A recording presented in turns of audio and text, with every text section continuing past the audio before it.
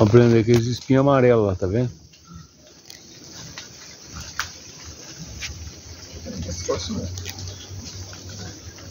Que susto dele, cagado. Tira um. Se você não fizer nada pro bicho, ele vai continuar aí, quietinho aí no pé da abacate. Não foi nada pra ninguém, uai. Bichinha. O que não pode é querer pegar ele. Se pegar, ele mete aqueles espinhos lá. A defesa dele. Ai, que lindo, amor. Olha lá.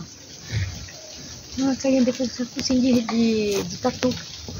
A mim tá parecendo focinho de porco.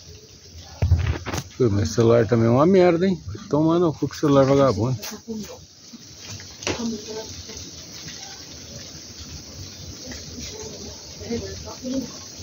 Eu não devo tocar. O bicho quieto aí.